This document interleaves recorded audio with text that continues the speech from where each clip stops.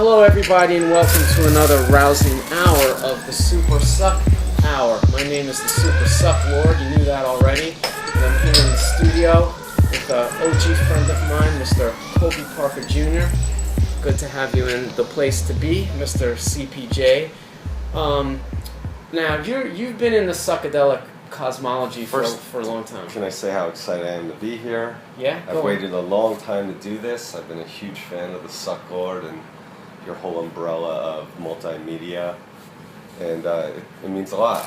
Good, yeah. I've never gotten a like by you on Instagram or even had you reply to me on Snapchat, so this is big. You are a bit of a sort of background individual in the SUCKLORD universe. You don't necessarily occupy, up till this point, the sort of public sphere of psychedelic. I don't know if that was by design or just coincidence. You're a sort of by trade a kind of like back-end kind of guy, yeah. But you have been significantly influential in the psychedelic approach to how the SUCKLORD does his work, specifically because you are an editor. Yes. You were an editor.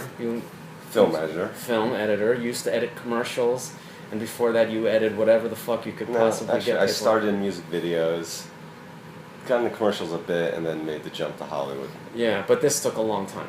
Yeah, it took a minute. Let's just, before we get into the dirt, and you have a lot of dirt for us about the film industry, don't you? I got some good. So that's what you promised me. That's what you promised me. But let's get the history down first. You came into the sphere of my friendship through Billions McMillions, right? Yes. I don't remember specifically when I met you, but it was probably early 2000s when Bill and Boss Chan had the Go-To store over there on Kenmare Street. Kenmare Street. And you had your little edit studio on Mott Street. Little shittily. 181 Mott. 180 Mott. The Condonker on the corner. Yeah, and you had your Avid rig up there, and you were doing your edit business. COLBY Parker Jr. editorial. Yeah, I had the shirt. I had the exclusive, and somehow I wound up going up there because Bill was running his crap out there. Well, I was jocking you pretty hard from your film Troops. Me personally? Yeah. I didn't make Troops. Not Troops, your Star Wars display at Mailbox, right, etc. and that Luxor Droids. Yeah, and Luxor Droids film. And really? You knew all about that shit before we met? Yeah, so I seen that, and then Bill told me about it, and I kind of, unfortunately, when you try hard, you die hard, so I came in a little too hot, and you were a little standoffish, but eventually you let me into the suck world of the universe. It was convenient for me. I sponged a lot off of you. I took advantage of you a lot. You were such a juicy morsel. I felt it was like we were a tribe and we all help each other out. Yeah, for sure. And after the 180, was it 180 Mott? 180 Mott, was a little, after 181 Mott, I went corporate and I started working for the commercial place. And that's when we became true friends, because you were working at White House Post. You were editing video shorts and commercials. Mostly commercials, yeah. Yeah, and it was close to my mom's house where I was still living, and I was flat dead on my ass broke, similar to today. And I needed to get the fuck out of my mom's house at night, and you would be up there doing your edits. And I would go and I would hang out, and there was free beer and free sandwiches, and I get to hang out with you and shoot the shit, and we'd smoke weed and occasionally maybe a little something, whatever. But and I got to watch you edit. If I could paint a picture, so these editorials. Now, when you're an ad agency, you're in these cubicles, and you're in the bullpen. You're coming up with ideas, and sometimes you come up with an idea, and it's a print ad, and whatever. There's a day of a photo shoot, but when you are a creative, there's two. There's a copywriter and the art director. One writes it, and one sort of maps it out visually. When you get to do a commercial, that's Shangri-La for them. You've made it, so you get to go on the shoot. You go to LA. You're on the shoot for a week or two. And then you come to editorial. So we have to be, besides being a good editor, you have to give them something to come to. So you have to have tons of beer, tons of food and snacks, and make it really client service friendly. So I remember, I didn't really hit me, but when I had friends like you come over and just we'd be like bears staring together, and you'd be stealing it first and putting it in your pocket. I'm like, it's cool, man. Because we were doing everything after hours, so there's no one really there. No, but I mean, it's funny because I was so hungry and so desperate, and just I'd just go there and it would just be like I could eat whatever I wanted and stay all night and smoke.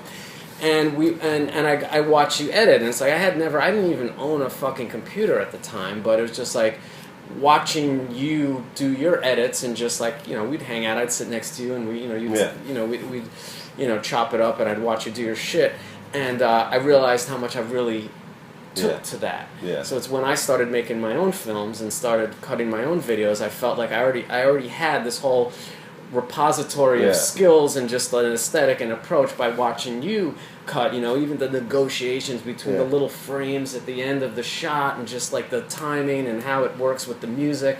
We did that dogs. You had that dogs video. You had to make some. It was some documentary. Even for that, you could see your excitement, because I was embarrassed to even show you. It's like this Heineken ad or whatever, and your excitement for films had transitioned, and it was almost an ignorance where you were just like, no, that cut's there, you should go to this, and you know what I mean? It was great, because normally people are a little, you know, nervous, like, I don't want to bug you, just, you know, and so it's great, because you just came in and was like, I guess I just saw it. I guess I just saw it. No, this will be cool into that. That's a good shot. So yeah, I guess I just saw it. We started jamming. I was like, fuck, can you make it over here? Because I need your help. Oh, good. I mean, I love doing that stuff, and it was just the thing I also found so interesting. You edited that. I forget what commercial it was. It was like a softball game.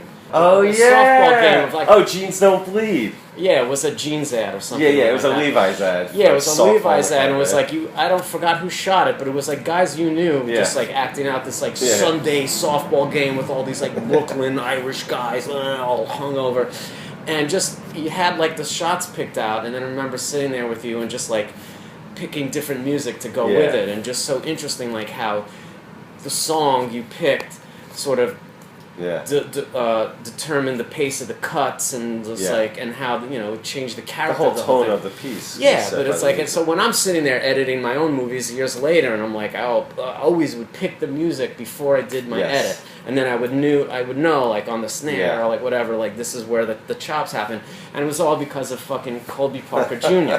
Thanks, man.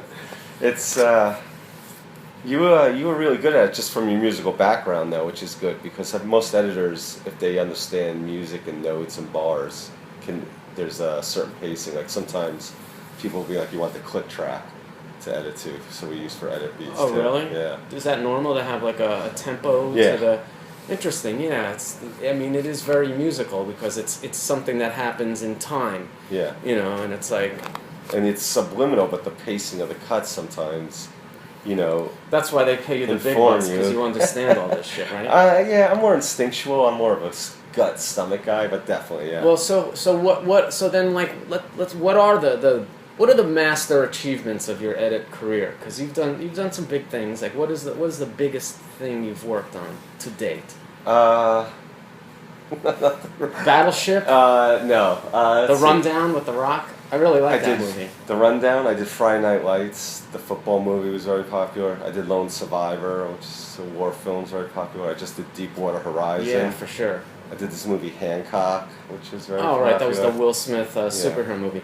So when you The Kingdom. And were you like the lead editor on these films? Yeah. So like, how does it work when the movie's shot? You know, it's like when do they bring you on? Are you already involved when they're still shooting, capturing the photography? Yeah. Depending on your relationship with the director, you'll be in early. You'll see the script.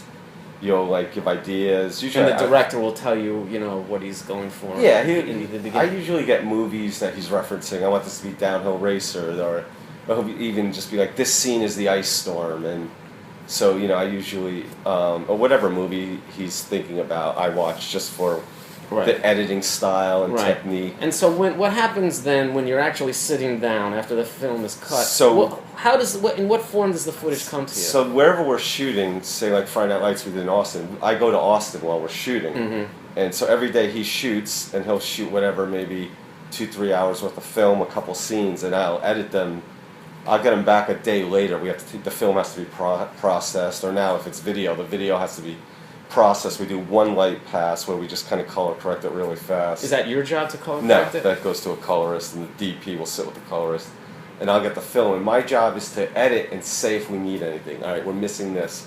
So for the first couple of days of the shoot, I don't have full sequences and transitions, but that's when you start to get into issues, whether it's coverage. Like I don't have Morgan's POV of seeing the gun or something like that, and then I'll tell the director what we're missing, and he'll never believe me. Is that normal? How that works? Yeah, but directors get very defensive, so I'll be like, no, but I mean that the editor is already involved in it. Yes. It's like the movie's being cut as it's being shot. Always. Really, but that wasn't always like that. No, but now with the Avid, and you could just edit, and so now you could just have a whole editing bay, a block away from the stages or wherever they're shooting, and then usually the director will come in and look at it if I'm saying we're missing something, or if he just wants to. And then he'll go and capture and shoot it right then and there. there. Sometimes he's nervous. He's like, put that scene together because I'm nervous I didn't get this good coverage. I don't like this performance. Oh God, that sounds great. Yeah, and then they'll reshoot it. A day later they have a first AD. We'll put it on the list, and then they'll be like, all right, we're going to move this scene down to 4 o'clock. We're going to do pickups for this, and because we have the wardrobe, actors, and all that, and if the stage is there, the location, we could do it. Sometimes we don't have the location. We steal a shot. It's just like tight hand, we'll go in a parking lot and shoot it. Right. I mean, do you oftentimes find yourself like, okay, here we are cutting the scene, and there's this crucial thing that's missing, and we're already the set's already over, so we need to bullshit our way through this somehow. Yeah. That's another thing I learned from you. How to when you just don't have a shot, and you have to conjure something. Yeah, there's a lot of stealing shots. If people are wearing, even if they're not wearing the same wardrobe, we could cut it out. We could color their shirt. I mean, what about with audio and dialogue? Is that your problem too? Like sometimes you can just cover something with somebody saying a line. Yeah, so many times it's called rubber lipping. If you look at my movies, at least, I'll just we loop them saying something else, even if their lips are moving. A lot of times they do it over the shoulder, but I feel that's transparent, but I feel like people don't even notice a lot of times. Right. I mean, I remember there's a George Lucas story where he wanted the ILM to be able to change the mouth of the actor in case he wanted to drop a line in later. Yeah. And then somebody or he said, it's like, well, if they're really paying attention to that kind of shit, your movie's failing anyway. It's like if they're noticing those little details, then they're not involved in the story. In Royal Tenenbaums, my favorite line is this scene where Owen Wilson is talking Gwyneth Paltrow, and she's like, "Do you send my mother clips?" And whatever. He's like, "Please stop belittling me," and I love it. And then I was watching it the other day, and he's saying something completely different, and I never noticed that like 3 or 4 times. Yeah, because you're invested in the scene. So. But I forgot to mention my biggest movie. Sorry. Keep going, man. I did Ant-Man. Oh. The movie Ant-Man, and that movie was never as good until we had cut the whole thing. We brought back Paul Rudd, and because he was wearing the suit, he could say anything. So he was just writing jokes, and we were trying it, and then it just got so much better because we just did joke on top of joke. I mean, how many have you been in that situation where like a movie when it's done is just so fucking bad that you have to really re-sculpt it in the edit, put together a whole new thing? Or if it's that bad, I mean, you make it definitely like something scenes aren't working, you make it better. But if a movie's bad, it's pretty much unsavable. Like Battleship, Are you considering that a bad movie? I think so, yeah. Didn't your friend make that movie? What do you mean? Who directed that movie? Peter Berg. Isn't that your boy? Yeah. Didn't he put you on to some shit early on? Yeah, I did everything with him front. And so you're not afraid to say that movie was bad? I think we all agree. Why was it bad, or what made it bad? I'm a tough judge on myself. There was just a lot of plot holes. Some of the science didn't work. It's sort of a strange undertaking to begin with. Some things were convenient, where we had these giant thugs that could destroy a ship, and yet they were shooting missile. It was like, you could shoot a missile and destroy a ship. Why are you sending guys onto the ship to destroy? I mean, stupid shit nobody cares about. But I'm just saying, like, you're on it so long, you'll re-edit it and you'll convince yourself through Stockholm Syndrome or whatever. It's like, oh, this works, but it only works because we know it's the best of the possibilities of that film. But for someone has a choice of great films, and there's Close Encounters, and there's Star Wars, it's just not up to snuff, you know. I mean, that must be demoralizing to be working on Did you know it was a turkey when you were working on it? No, well, the problem was, it was also during the writer's strike, so normally the reshoots are done, like, on the Marvel film, the reshoots are being done the whole time, and they're always doing add-ons, the script's always evolving, and the scenes are being made. It's being, written while it's being shot? Totally, yeah. Wow. Just wasn't a great script to begin with. Well, it's kind of a foolish premise. People like it. I say that, I'm a tough critic on myself. I'm a Nevish Jew, so. But I have friends like, we love it. Everyone's like, look, it's not boring. I'll give you that. I must confess I didn't see it. I just didn't. You went with me when I got my first film. I was an additional editor on The Rundown. Yeah, and I really liked that movie. And we went to 42nd Street, me, you, Billions, and Crew, and I was like, whatever, just additional editor.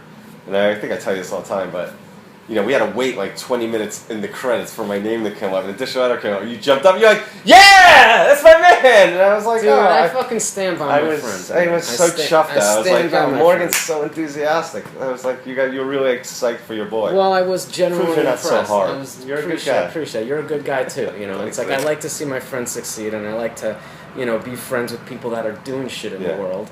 You know, and it's like I'm also, you know, an opportunist in a way. It's just like if you're successful, like I vampirically sucked every piece of editing wisdom I possibly could during those times when I was with you, and used them to great advantage. You know, and I plan to continue to suck your blood for the entirety of our friendship. You don't listen much. I try to give you advice. You don't listen much. Tonight I want to hear everything you have because I'm ready. I'm ready. You always have the answers. That's not true. Sometimes my answer is, what do my friends say? But I don't know. That must be kind of weird though. I mean, you ever worked on something that you knew was a fucking piece of shit from day one, and you just had to just deal with it? Or do you have to deal with a lot of disillusionment and just fucking fucked up shit and fucked up personalities and... Yeah, but I don't know. You know, my shit's pretty tight, so nothing's been that bad. You know what I mean?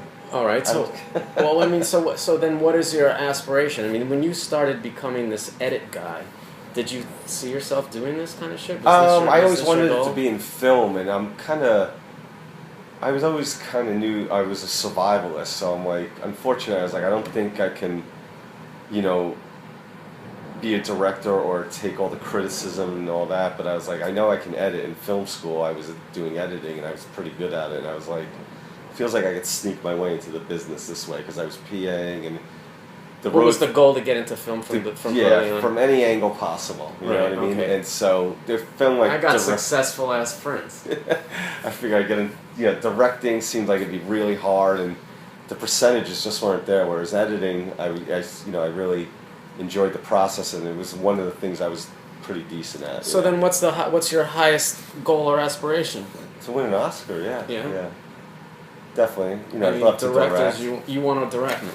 I would love to direct, but I think you have to write your own shit. So I want to write is basically. And what sort of things would you be writing? I like stories. I like like reality-based stories, a little gritty. I would say an Abel Ferrara style or something like that.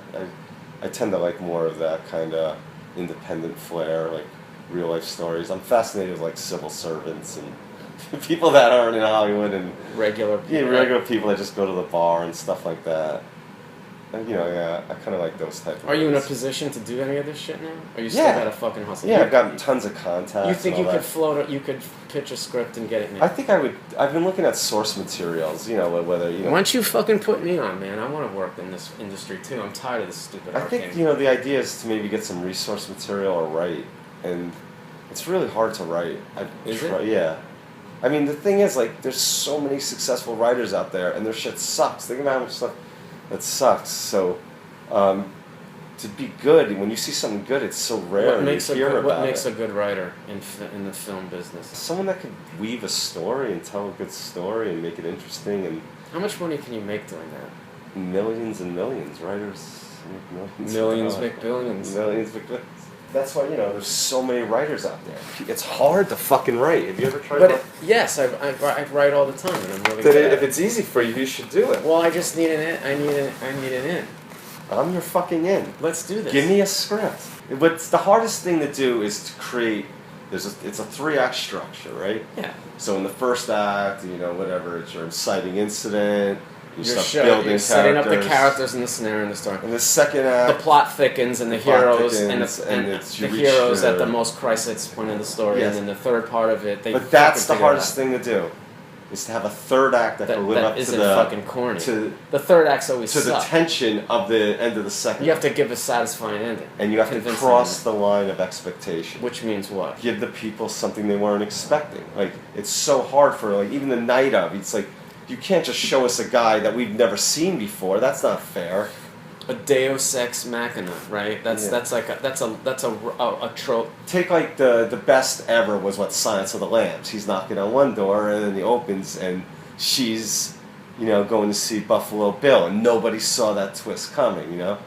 Sixth Sense, that crossed the line of expectation. You Right. had no idea he was dead. Right. So those, that's what to finish the film strong is tough. Obviously, there's different genres, and someone like Tarantino's completely anti-structure, and Yeah, but the thing is that works though because he's anti-structure, but he plays against the structure. So like you're already sort of subverting people's expectations there, and I think that works too. Yeah, but you're also not stuck to a 3-act structure when you do something like that. Like the way he reads the story and trips up timelines and all this. And then there's just the way people tell stories with the cameras and how you choose to shoot it. You'll get something like Boogie Nights and it's a director like that. What? How does that work? What's the arc of Boogie Nights? Boogie Nights same thing? is just every camera shot is basically just like Tarantino. He's just poached it from the legends. The I Am Cuba shot into the pool and just the dollies into the faces, and it's just you've seen that website, like every frame is a painting. You know what I mean? It's like now you're thinking of a story, and now you're also thinking visually how you tell a story. Because think about the script for the movie Drive. Did you see the movie Drive? Tell me about it. There's probably 30 lines of dialogue, if that. But that's a director that can just picture stuff, and an actor walking to his car, to his Trans Am or whatever, to his Cobra, is completely engrossing and compelling, as opposed to a scene in Glengarry Glen Ross where it's dialogue and everyone's talking every minute, and that's as compelling as well. So yeah, but even that, with even a movie with a lot of talking, still has to be visually blocked out. Yeah, no, not right? It's not necessarily. You could just go with more definitely standard shots. You could watch any Werner Herzog documentary and you're fascinated, and those are just lock-off shots over the shoulders. You know what I mean? Man, I'm gonna get in this business. This making figure shit sucks. I think you should advance. You know what I mean? Whether it's telling stories with them, onto the Micronauts story you're going. There wasn't, the microsexuals? Yeah. There wasn't much of a story there. I mean, it was going in a certain direction, but it just became too difficult to produce. I think you could get into some animation, writing and I just don't want to do that. I don't want to do the hands-on shit. I want to do the that's fucking what I'm saying. writing You write shit. the script, and then you hire you and billions. Like, you put too much fucking emphasis on like doing everything. I'm an editor. Like, I have to do sound effects and music, but we have specialists that come in. And what do you want me to just have a bunch of specialists on hand? You find someone that does fucking animation, or call me and be like, I want to turn this into a fucking cartoon or something like that. And you get a fucking young, hungry, animator, or you get. I know some people in 3D, and we fucking, we really get the troops going again. You know what I mean? Look, Sir Droids, you were there. Look, Sir Droids could have turned into like real actors. Come on. Yes. A breakdancing stormtrooper feature film? If you had a story to tell. Dude, I could write. How does it work? Okay, so if I have a story, I want to pitch a script or a story. I have an idea for a movie. Mm-hmm. What do I have to submit? A whole script? A whole script. I mean, not just a treatment. If you had an actor attached with a treatment, you could do it. That's how you get a film done in Hollywood. You need an actor attached, and you don't send your script to a studio. You send your script to an agent who has a relationship with the studio, and they get you busy. But what you want to do is attach. You bring it to an agent. If I'm with WME, and if I had a script, they have Emma Stone or an actress, they would try and attach an actress to it right away. Right. Let her read it, and she's attached. And then you go to a studio. Man, it sounds like a lot of fucking hustling. But it's a lottery. You hit it once, you're a fucking made man forever. You want to be directing on set, fucking having people like, oh, do you like the shot? What do you think? You're like, no, I want a green shirt here, and move this over here. Let's go a little bit wider. But I think just following you around all day is the story. I think you should hire a biographer. Why don't you help me do this shit? All right. I see Curb Your Enthusiasm meets Louis. So we base it off your art world, but we sort of make a satire of it, and sort of make it bigger than it is. Where and you're going to pitch this out yeah, there. Well, you're going to get involved with this? Well, I need you to write it. You have to write about these experiences where they're dealing with agents and doing a sale, and remember Brett Ratner came by, so you have like a fictional version of a director that shows up. So tell me 6 stories. Oh, easy. And then it's a little bit like Curb, where it's improvisational, but it's your life, and you can be dealing with JK5 or Billions, in some art or trying to get laid or whatever the day's thing is, or dealing with your landlord or something like that. Give you Really? 6 It's that stories. simple? Yeah, and then you film it, but you have to be consistent. Like Workaholics, Broad City, they had High Maintenance, all these great shows. When you look at the shows they're amazing, and then you see what they came from. These like But how on do they YouTube, how do they're they- horrible, how but do they pull it off? they just keep doing it, and you get better. It's hard to imagine, but the more you do it, the better you get at it. And then eventually. yeah, and if it's good, the cream always rises to the top. Believe me, there's nobody that's talented that's not somewhat successful or having their work shown, except you and Billy. You were in a band. You could be late for band practice. You could be hooking up maybe with someone in the band. Oh, you got. I mean, if your you- mother's a great story. Oh my God, how many hilarious stories you have there. Her deal. Maybe you have to go home and see her. And it doesn't have to be the real mom. It could be an actress. Like the Aziz Ansari thing. I think those kind of splice of life things, and you write what you know about, and then you're the god of your world. So you think this has to all be written out? This isn't just like some spontaneous reality show. It's like you actually have like a sort of fictional script that goes along with it. Yes, it sounds great. Oh, we just show up and shoot. I've done that before. It's a disaster. You It's fucking a have to set up disaster. camera angles. There's blocking. There's And you have to, lighting, yeah, and if you know what you're gonna say. and there's You're right. No, when we first started doing the original villain show, it was like me, Cliff, and fucking Kurt. And we're just like, okay, so here's the plan. We're these super villains, and we have this business. Okay, go! And, it just wasn't that So funny. you have to have an outline. In the scene, it could be like, all right, this is what we're going to talk about. Let me write it for you. But also, the first thing they teach you in film school is you could save money with the pen. That's the best way to save money. So you be prepared. Luck favors the prepared. You're so type A. You're the one person that could get it done. Just get the script done, and I'll be able to pass it on, and then we'll shoot something. The thing is, with you, we could have nudity. You got bitches taking off their clothes for you. You're like the Bob Guccione of Chinatown, and that's the gist. You're trying to sell these things. He never wins. Poor Suckhour just can't get the W. Well, I don't know about that. I mean, that's why I created the whole Vector character. It was like the SUCKLORD was the winner and the Vector was the loser. That's a whole nother...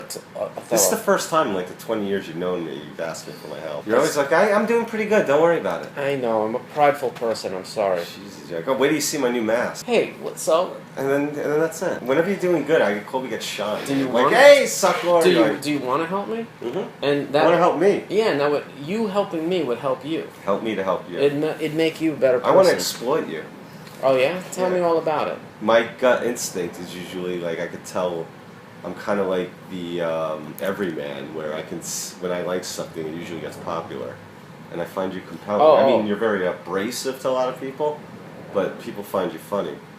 I've had ex-girlfriends are like, don't bring him around anymore. Really? Yeah. Tell me all about it. Keep that English girl. She was just like, oh my God, he's so gross. If only they knew. If only they knew. I'm like, that's his shtick. He's a New Yorker, You're not from New York, are you? Yeah, motherfucker. Sheepshead Bay, Brooklyn. Right, that's where your mom's lives. Where'd you go to high school? Sheepshead Bay High School. Larry David went there. Oh, really? Yeah. Yeah, you still got a crib in Sheepshead Bay?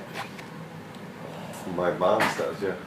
Man, I want to spend more time out there. What's some movies you like? Tell me some movies you're into. I don't know. I'm not a movie expert. Godfather and Star Wars are my two favorite movies. And whatever my sort of like ultimate creative vision is, it's really the merging of those two things. Well, you're a very sentimental guy too. Yeah, that's true. I mean, another movie I like is Willy Wonka and the Chocolate Factory. That's one of my favorite movies. I mean, I fucking break down every time I watch that movie. Yeah, The Hobbit's pretty soft too. You're into that? No, I'm not into any of that. I hated the Lord of the Rings movies. I hated The Hobbit. I'm a diehard Star Wars fan. Obviously, it's been well documented. Although, what I find so interesting about being a Star Wars fan is like you can look at a creator like George Lucas, who I absolutely worship, and also understand and look at like mistakes he's made as well, and to think like these are certain creative pitfalls that somebody that could fall into that I would like to avoid at some point. My boy cut a movie for him, and which one? Red Tails? Yeah. I didn't see that. Was it terrible? Yeah, it was pretty bad, and it was sad. He was just saying like they would tell he'd bring people in and ask their opinions, and they'd be like, well, this character's not developed and this doesn't work because of this, and he'd be like, nah, you're wrong. But that's, I don't know, man. He's in it's a like, bubble now, you know? I guess, I would never want to make the mistake to surround myself with people that just, like, encourage my bad decisions. You know, it's like one of the things that I think is so great about the first Star Wars movie is that it was really kind of made by a group of people. He wasn't all powerful at the time. So it's like his wife, Marsha Lucas, and His editor. His editor, and Carrie Fisher and Harrison Ford. You know, they kind of just like, just sort of forced their will on him, and like having great actors like Alec Guinness and Peter Cushing. You know, and it's just like it sort of worked because it was like all these people had kind of like a contribution to make. And then by the time you get to the prequels, he's just like sitting in a throne, like, and his word is all powerful, and there's nobody checking him in any way, and I think it's obviously it suffers, and I would never want to do that. It's like I like when people call out my flaws, as uncomfortable it is sometimes. It's like you want to hear that shit because you don't want to fucking make something whack. I mean, it's tough when you're directing though because you have to show a sense of power. You have to be an authority, and everyone's against you. You know that everyone throws stones when you're on top, so.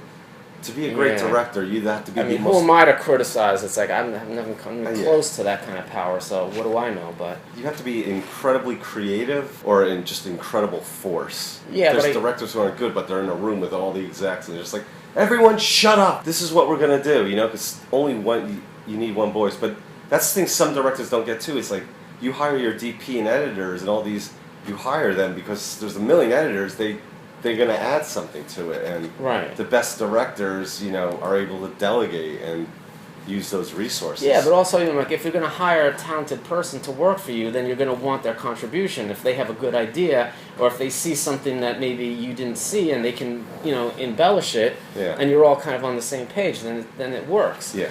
It's like I just don't think one man can't do it. It's like being here doing my shit in my own head. I've made so many fucking stupid mistakes because I had nobody looking at me and saying, hey, maybe you should think about this or think about that. And it's like I wouldn't want to make that mistake when I had like a fucking zillion dollars, riding on it. Like, did you see... It's a personality thing, isn't it? Superman 2 is amazing, right? Yeah. Okay. And so Richard Donner, the director's cut came out, and I bought that, and it was unwatchable. Really? I love... Yeah, it's like sometimes, you need even the studio to come in, and, it takes a village. I mean, yeah, I think so. And it's just like, I guess, as a creative type, no matter what realm you're working in, it's like if it's any sort of collaborative endeavor, it depends on your personality. Like what are you going to concede, and where are you going to overrule? And it's like there's a certain humility required there, and a certain egomania at the same time. Have you thought of coming out to LA? What's your impressions of LA? What's your favorite thing about LA? I think. My favorite thing about LA is, I guess, the opportunities. How often you live there? You live in Venice Beach, right? Yeah, I live in Venice. Yeah, you have a nice girlfriend out there. Yeah, doing good. Yeah, you're doing really good. Got my dog. Beach walks. Yeah, and so and when you do your work, where do you do it? You don't do it at your house, right? I do. Yeah, I do at my house and. You have a fucking Avid machine in your home? Yeah. So you'd be working on a major feature film like in your house. Yeah. Smoking weed. Yeah. Getting your dick sucked in between a little bit here and there. Sometimes, yeah. Have you ever been mugged in the city? Of course, many times. What happened? Well, what was the scariest one? When I got mugged, it was called. We got vamped. We got vamped. We got vamped. We were at Ray's Pizza. And I was in 8th grade. We got our pizza, and then we went out. When we were getting the pizza, we could see this little contingent of Puerto Rican kids just standing outside, like just watching us. It's like you knew when you were gonna get fucking rolled. You feel it. You just know because you're being scoped out. Yeah. We used to get like ripped off at Blimpies. They have well, you'd be in Blimpies and you'd be playing the games. And there would just be like, you could just feel the aggression off the people that were going to roll you, and it's just like, and it would go on for like a long time. And you'd be like, okay, I'm a victim. I'm still trying to play this video game like everything's cool, but I know the guy's about to go through my pockets, and he starts going through your pockets, and he's like, don't say shit, and he takes all, you had your quarters up, you put the quarter, he'd take those, and then you go through your pockets, you take all your shit, and you'd be standing there playing the game like, don't hurt me. Fuck, I hated it. And, but it would happen all the time. But it's like every time I've been mugged. How old were you? I've been mugged probably like 4 or 5 times. A couple of times when I was like 13, 14. back in the I-70 days. And then I got mugged near my mom's house, probably like 2006 or 2007. It's like walking down Waverly Place. I had this like thing of records, and I walked by this doorway, and there was all these kids sitting in there, and it's just like you could just tell. Like the second you see them, you could feel the vibe that, and you know. So I was like, okay, these guys are gonna mug me. At any point, you're like, I should just turn around and sprint. I had a couple of seconds to prepare, and there was I already, they were so stupid. I saw there was a cop car up the street, so I was just like, okay, here's what I'm gonna do. They came at me, they fucking rolled me, they threw me on the ground, all the records, put a knife on me, and a little bitch ass knife like this big, and they're like, give me your money. It's like, okay, cool, I'm gonna give you my money. Let me get up so I can get in my pocket. So I get up, and he backs off, and I'm going like I'm getting in my pocket, and then boom, I just fucking run, and I go to the cop car in the corner. It's like, I'm getting mugged, and I get in the car, and then we start chasing in the fucking police car, and whatever. What about your records? Did you go back and get your records? Yeah, I got the records. Nice. We didn't catch anybody, but a fucked up thing happened to me once. Fucking rat into the cops. Whatever. Or no, that's not the same thing. I was. If they asked me, I'd be like, "What am I fucking gonna tell you? Go fuck what yourself, I'm gonna. Yeah, right. These guys tried to get out of here. Ain't no bitch. Fuck, that's not. Fucking code of the street. That's you wouldn't have mugged me in the first place. Yeah, go on. We see things differently. Something really shitty happened to me once, where I was still living in my mom's house and used to order Chinese food, and they would come and deliver it, and we had this weird buzzer, so instead of like buzzing them in, I would go down and get the food.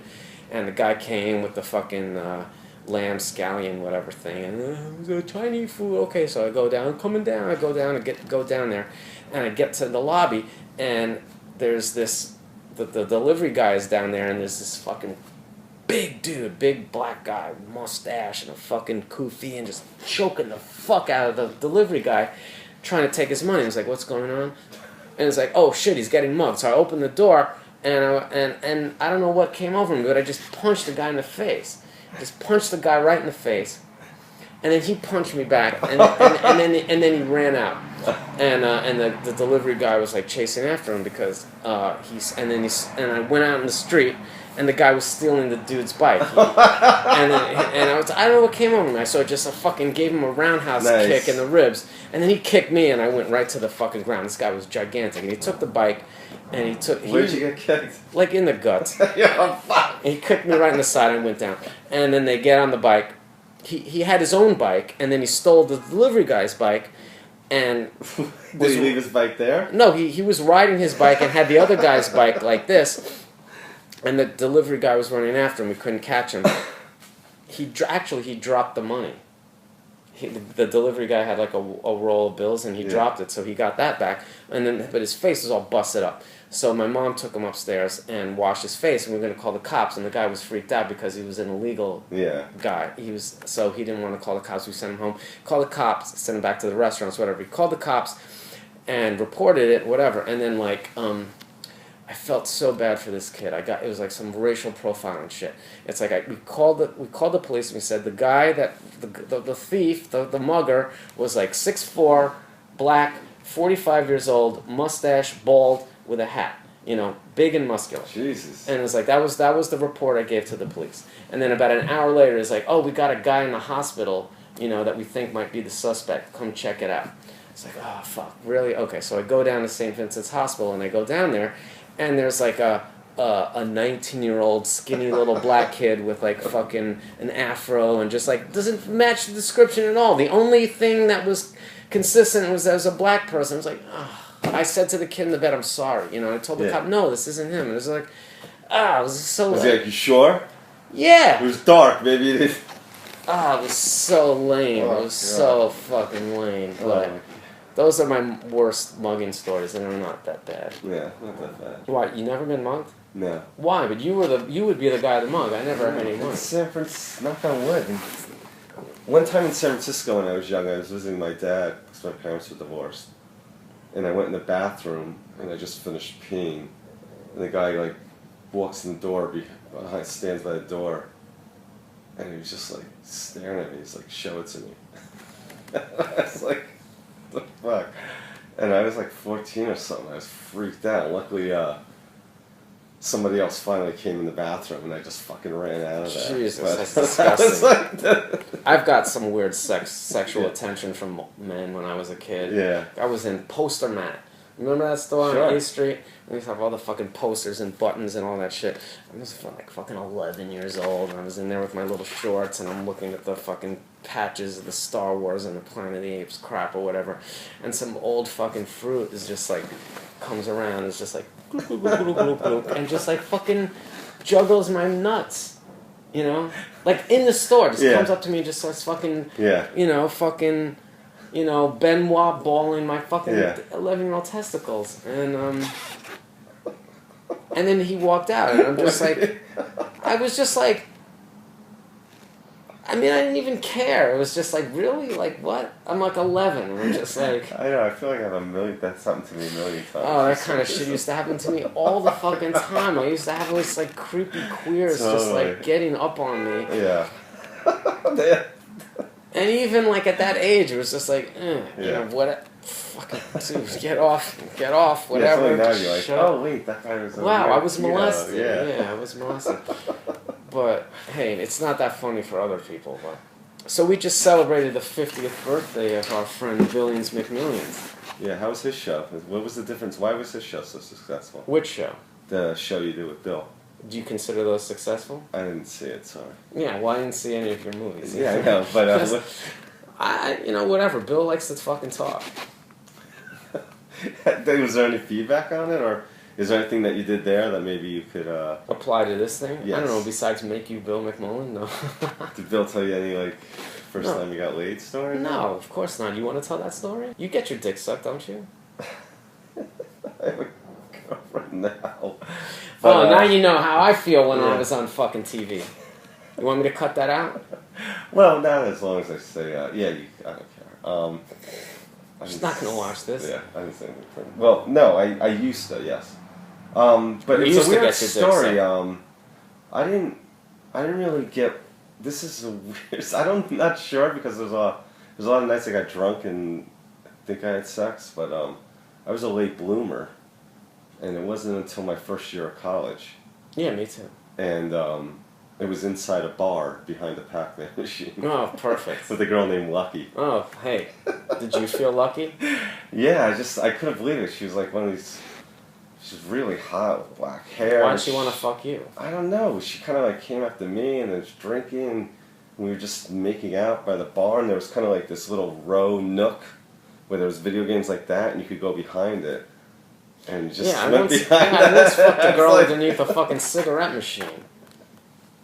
Really? Yeah, I used to hang out with these fucking freaks up in the upper west side, these like Puerto Rican Jewish girls, you know, and it's like, go out drinking and just like, there was, you know, I fucking ran through the whole crew, but it's like, you know, there was like, remember I had the cigarette machine where you put the quarters in and you pull the lever and the fucking, like there was just one of those there. This must have been like 92, 93, and we just somehow wound up under it with her fucking pants down, just like just like in the middle of a fucking bar. Didn't you used to bang a lot of Russian girls in Sheepshead Bay back in the day? Isn't that like the... No, I was kind of a nerd. Really? But fuck, the girls out there are so fucking slim. Yeah, like, the guys who got laid all had, like, IROCs and cars, and I was, like, a poor Jew. I was still taking the bus. There was a lot of Russian dudes out there, right? What was that like? It was more Italian for me. Russians came in, like, as I was graduating high school. And really? It was all Italian then. And it was just, you know, I was just like a wimpy Jew, and these guys had cars. IROCs. A lot of Camaros. Cougines, yeah. No Guidos, it was Cougines. Yeah, what's the difference between a Cougine and a Guido? Cougine is just Brooklyn-specific vernacular, and like Guido is everywhere else. Yeah, even Long Island said Guidos. Right. And they got all the girls, you know, it was like 18-year-old guys dating all the 15-year-old girls in high school. Oh, for fuck's sake. You have to be able to go to the club and do good at the club, you know, even there were even underage clubs where they went, but, you know, my club game wasn't strong. How are you in the club? I sucked at the club. Yeah. I mean, I grew. It's really hard. I feel bummed out because older. I grew up in like the era of like Danceteria. Yeah, you know, the like Palladium. You could go to Palladium on Tuesday night, 18 and older. Yeah, but I was like too kind of soft to really like run that. You know, there was like kids that just I couldn't really go up to a girl and fucking. There was kids I went to high school with and even junior high school that just grew up real quick. Yeah. And they were just like already like 14, 15 years old, like on the scene, drinking, going out every night, like getting laid, like fucking doing it. Yeah. And this was like in a golden age of New York, and I was just like, I'm on Star Wars, and you know, I was just like, I was like, not I'm playing there soccer, yet. Yeah, but now, now look at you. Yeah, but look at you now. Yeah, but still, you know, it was the club life. I just couldn't deal. I would go. I can imagine that'd be even worse. Like being a nerd in Manhattan. But also was you'd one go thing, and you'd but have being sneakers on and get turned away. Not even just because you're a dork. You're like, no, you know, like really? Dress code. Like so many times you fuck up with the dress code. But that's got to be fucked up though. Like you know, like growing up in Manhattan. I grew up in Brooklyn. Yeah, that's worse. That's even worse. Yeah, Manhattan. You guys were cool. Like we'd come in once in a while and walk down Bleecker Street.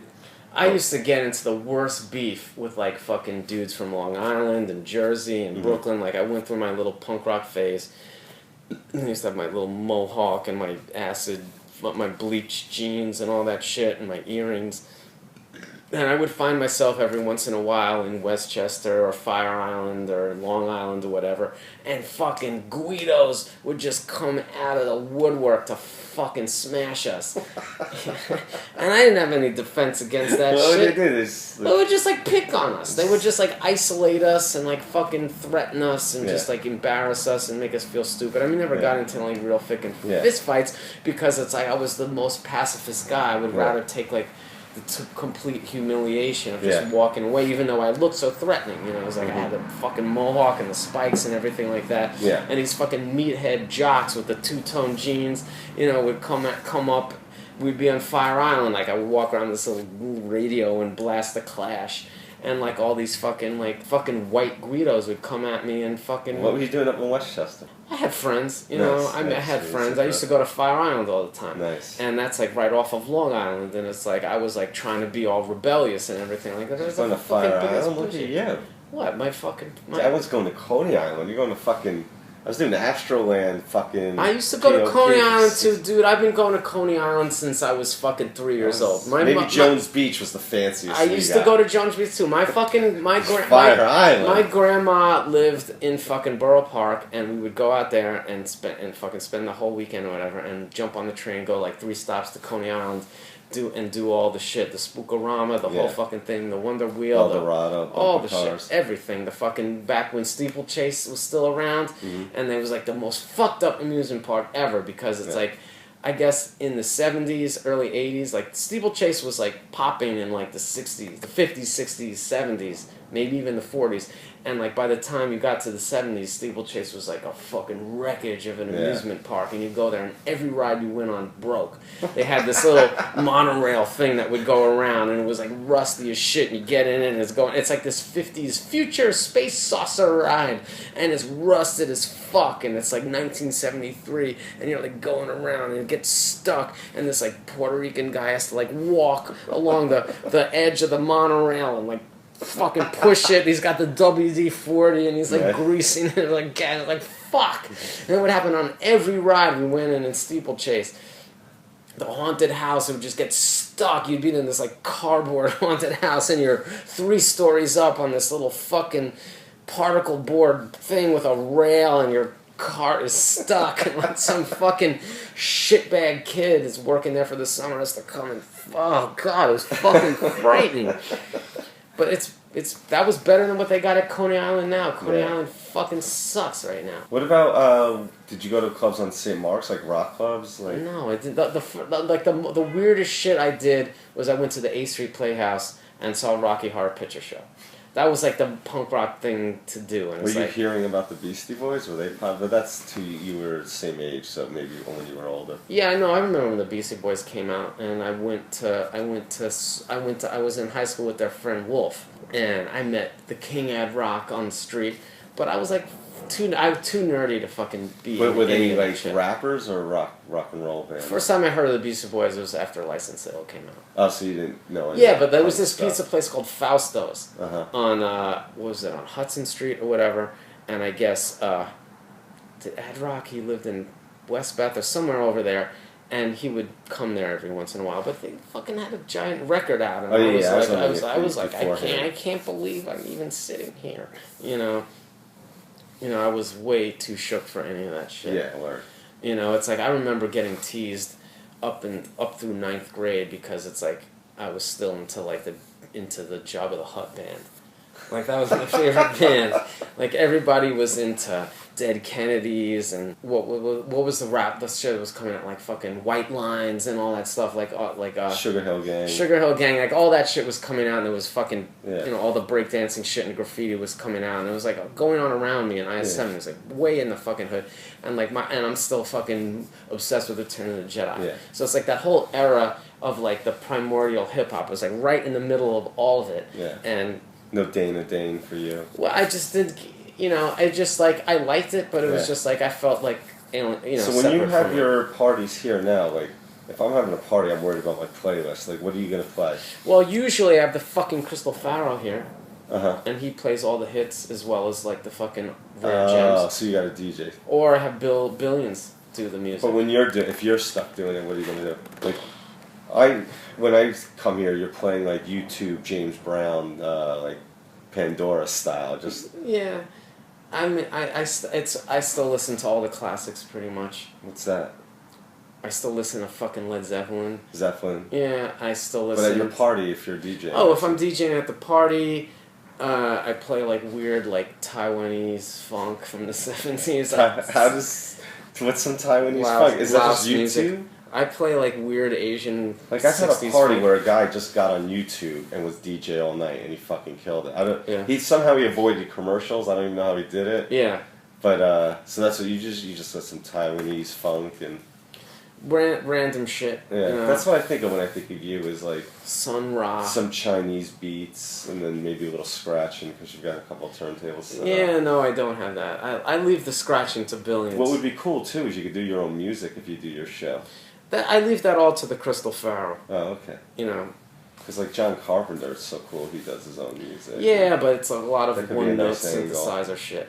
Oh, no, shots at fucking John Carpenter? I mean, I'm not saying that. It's you don't have to fucking dump a whole bunch of shit on top of something. It's cool. I'm not knocking John Carpenter. I'm just saying it works for his shit. It'd be beautiful. The Crystal Pharaoh makes my music. The Crystal Pharaoh makes my music. Why did you... You don't know anything about me. Like, what did you ask Bill? You just talk forever, huh? I didn't really ask Bill about anything about Bill, per se. I mean, this is cool. You didn't have to talk about you the whole fucking time. Yeah. Talk about whatever you're interested in. Yeah, I'll just bring up subjects. Yeah, let's keep going. Look, I'm the best editor. You know why I'm a good editor? Mm-hmm. Do you know why? Because you got a good eye? No. Good taste? Yeah, but... You like to cut shit out? Yeah, but because... Why am I good at all this shit? Because you're the Suckloard? No, yes, but... You're brutal? No, because you fucking turned me on to it. Oh, because I taught you. Nice. Yeah, because you turned me on to it. Nice. It's like, I'm saying it's like editing fucking... You started asking questions about editing films and you went away. No, whatever. We're wandering. What? It's like, I don't know. I mean, I find editing to be incredibly cathartic, or just like the they say that's like a film or any sort of project. It's written 3 times. It's when you write it, when you shoot it, and when you edit. And it's really when the edit, like I consider editing to be sculpting in a way. Yeah. It's like you're just that when you really get into that weird space when you're like negotiating frames, when it's like a shot, it's like this the shot, the beginning and the end of the shot, and just like where it comes together, and when you're sitting there and you're fucking I mean, do you go through this shit? Yeah, I mean, especially because that's what you're talking about too, is a transition, and it's the minutia is what you really have to be so aware of, and like how you're going out of scenes and just staying on a person's look, and it's just... I mean, do you ever think, like, I'm spending so much time on this one particular cut here, and the person watching it is not even going to know? Yeah, especially with films now, because I did Patriots Day, and it came out, and no one really went to see it, and then it's gone after a week or two, you know what I mean? When I did Ant-Man, it felt good because it was like #1 for a while, but it feels like TV shows definitely get a lot more acclaim. When you get a movie like Ant-Man, the effects aren't even done when you have to cut it, right? Yeah, that's all up to us, because they, like, the great thing about Marvel is they just kind of trust everybody. I mean, they'll eventually come in. But, well, like, when do all the effects get thrown in? It's but like... You're building the story, and we didn't know what Ant-Man's powers were, so I just had they would just shoot plates of scenes. First they do something called previs, where they'll do the scene as it's written as a cartoon, and then they try and shoot it like that. But because Ant-Man's all CG, I just have to take like a little blue dot, and I just move, and I have to actually do his movement in the scenes, and like, so, you know, sometimes it's a ramp, or, you know, like how fast will it look and not look stupid. So, you know, like, you're really setting the template for this fucking new superhero. It's like, does he have this power? All right, let's give him this power. But, like, with all the motion capture shit and all, like, the green screen and all that stuff, it's like, do they add that shit after your part is already done? It happens while we're doing it. There's probably 8 or 9 scenes that are like, all right, we need to get these scenes out for a trailer. So those are the scenes we'll develop first, and we'll put those together, and they'll shoot a plate. A plate is basically, if Ant-Man was going to be in the scene, they would shoot this, a lock-off camera, shoot this wall, and then we would take the Ant-Man character, and then we would put that on a different layer, and we'd move it around in this scene. And if it was on you, it would jump on your thing, and then jump off the wall and bounce. And so we have to set those movements, send it to ILM. They added a CG Ant-Man to the scene, and then it has about 200-300 iterations. Land here, stay here another second. The lighting's here is bad. So who looks at all? There's 300 versions of it. Every week, everyone, you know, even the big guns from Marvel, we sit in and we have a VFX meeting, and we watch on Fridays. We, you know, for 3-4 hours.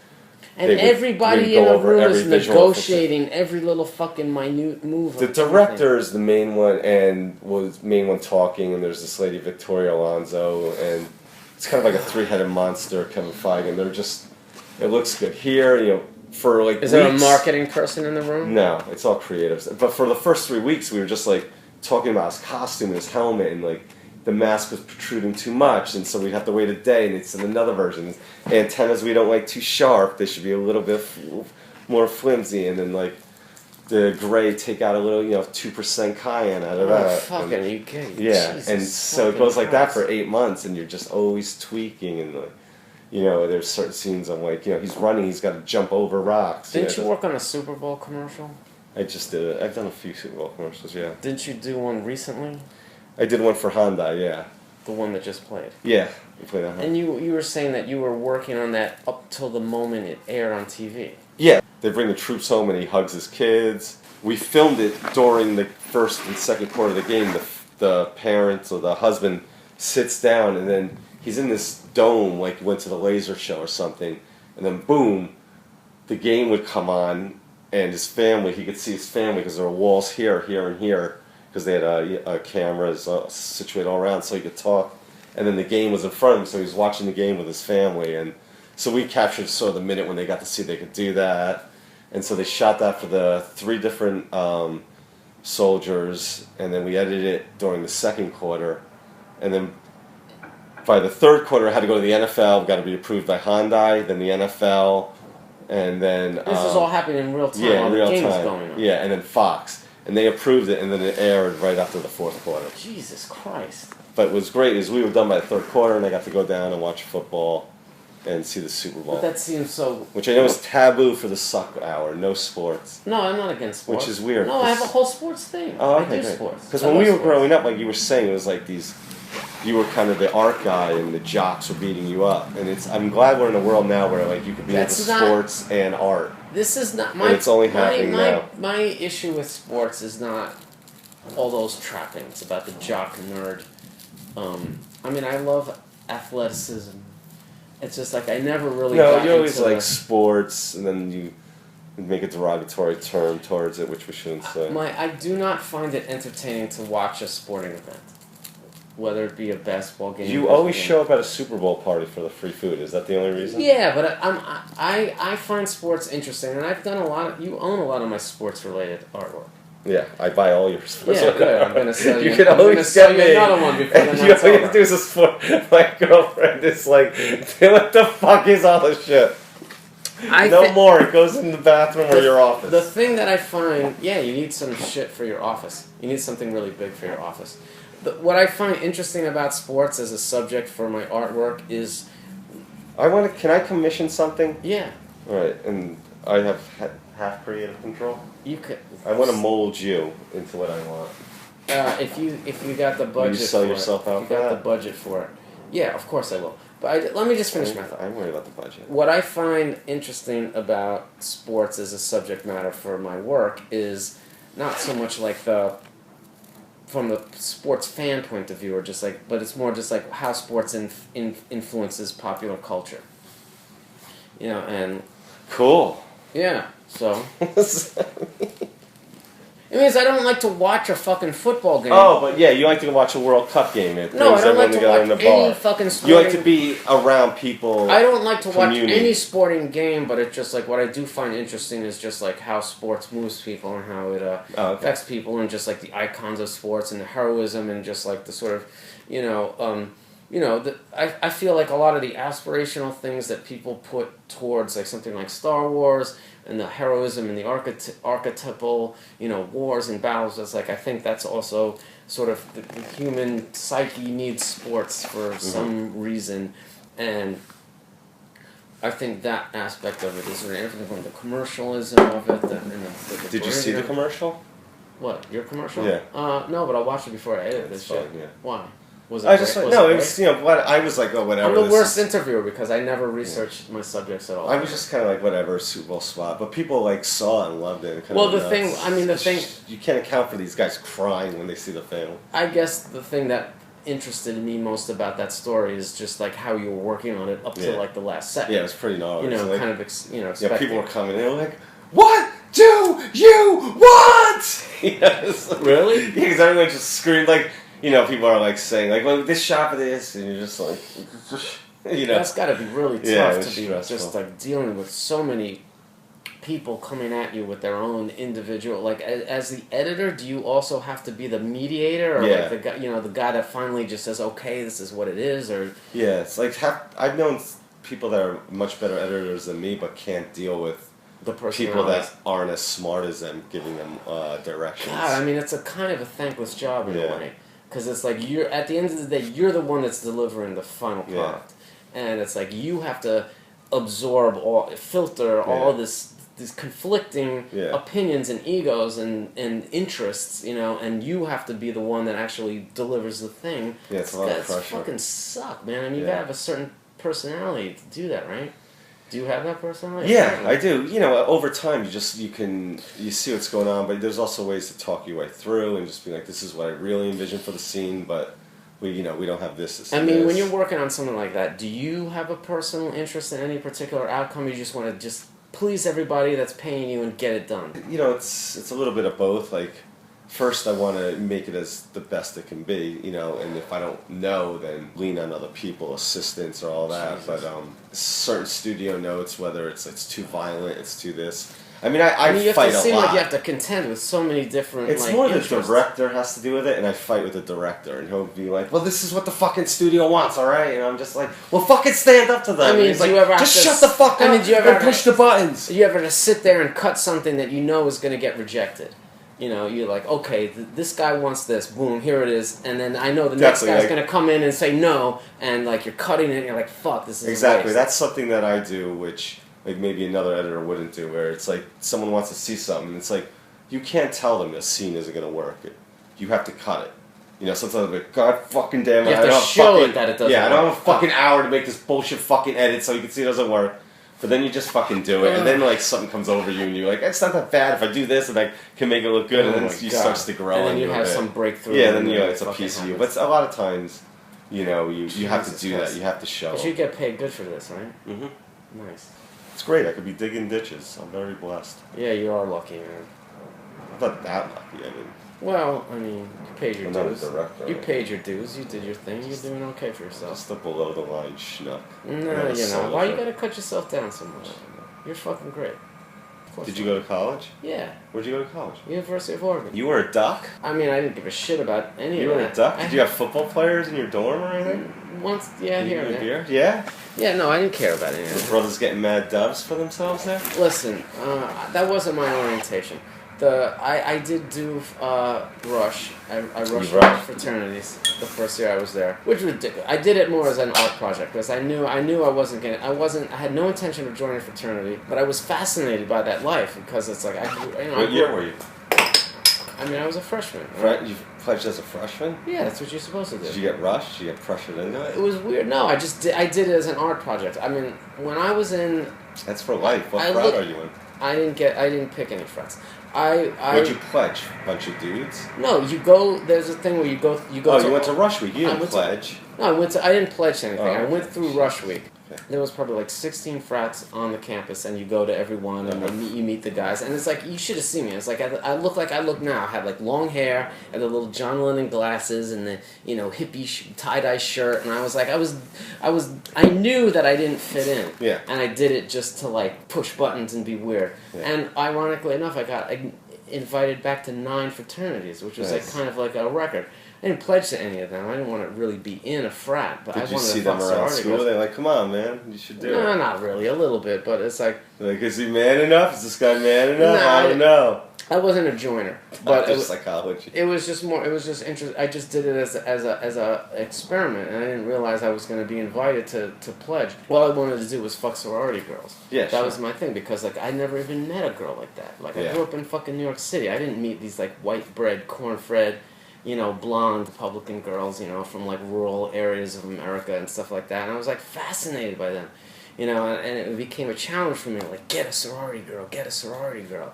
And it was the stupidest endeavor. I didn't have any of the qualifications, and my game wasn't quite as strong as it is now. Yeah. The only adventure I had, I couldn't get. I didn't want to join a fraternity, but I wanted to be near sorority girls. So I would every year when you would get to school at the beginning of the like late August, early September, you get figure out where you're gonna live, and then you get a job. And I would apply to jobs as dishwashers at sororities. So I got hired at like the Alpha Chi Omega house. Nice, you were discharged at the girl's house. But I would be in there and I would do everything I could to stand out and be weird and crazy and just like be this like ill guy.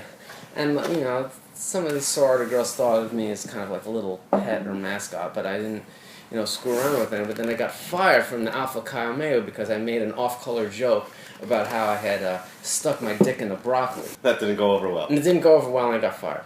And then I got hired the next year as Is that an homage to, if it's going to be that type of party, I'm going to Yeah, stick my penis in the mashed it was potatoes. exactly riffed off that Ill Communication song. It was just that was in my head at the time because that record was out. And so I was thinking, I'm going to stick my dick in the broccoli. Get it? How? No, you don't get it. You're fired. And then I got hired at another sorority house next year, the Tridelts. And I was like, okay. Delta. Delta. There's really a Delta. Yeah, and they were a little nerdier than the Alpha Chi's. All the fraternities and sororities, this is the one piece of action I got. They would have this barn dance. There was this like fucking barn out there in the middle of fucking Oregon nowhere where all these fraternities and sororities would, shirts. yeah, and they would do this like square dancing thing, and everybody would dress up like some hick.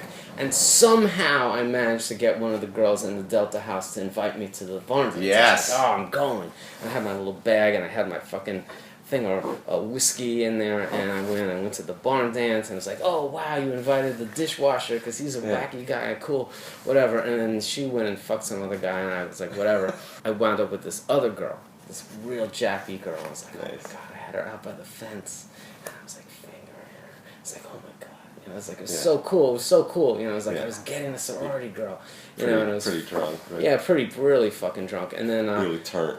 And I was fingering her, and then we got back on the bus. It was like this school bus. We went back, and I'm like holding her hand. It was like her date wound up fucking my date, And we were together, and I was like, oh, I'm gonna nail this girl. And then we got back to the sorority house that we all came from, the one that I worked in, and I was like, there was a piano. I was like, I'm gonna show off how I can play the piano. I couldn't play the piano, but I played it, and she was gone, and then all the girls were gone. I was like, fuck, she ditched me, and then. It gets worse. Then there was these dudes that were trying to like stay in the house because like you weren't allowed to have guys stay over. Yeah. So if you were gonna have a guy stay over, they had to sneak in, and then we guys were like hiding behind a couch, ready to go up and fuck with their girls. And I was like, well, I'm getting dissed, and I work here, and I'm like an employee, and I'm gonna rat these dudes. No. Yeah, I didn't realize that like their girls wanted them to stay there. I thought they were like being. I don't know what it was. I just ratted them out. Anyway, they would sound douchey. So no, it's okay. well, whatever. It was like I cock blocked really hard, and it was stupid. And then I wound up. It was freezing cold winter, and I wound up on the street with the dudes that got kicked out. No. Yeah, so it's like these three big like fucking frat guys and me, and they're like. We're walking. Did they know you ratted them out? Yeah, they're like, why'd you rat us out? And I was like, fuck you, man. And started fucking beating on me. And I was drunk as shit. And so the guy, I was like, okay, you want to fight? Fuck you. Guy, he's like, ba-boom. And I fucking go down. I'm like on the ice. And I get up and I was like, no, you're not going to get away with this shit. And I get up and I go fucking shit ain't over. Take him on again. And he's like, bam. And I fucking go back to the ice. And I get up and I'm like, all right. Fine. Yeah, no, I have my contacts. I was like, all right. And then we start walking again. And the guy's like, oh, now I feel bad. And I'm like, I'm sorry I ratted you out, man. It's like, oh, you shouldn't have done that. It's like, okay. And I was like, that was the end of it. And I was like, fuck this life. Did you finish school? Yeah, I finished school, but I didn't fuck with the frats. What made you go to Oregon?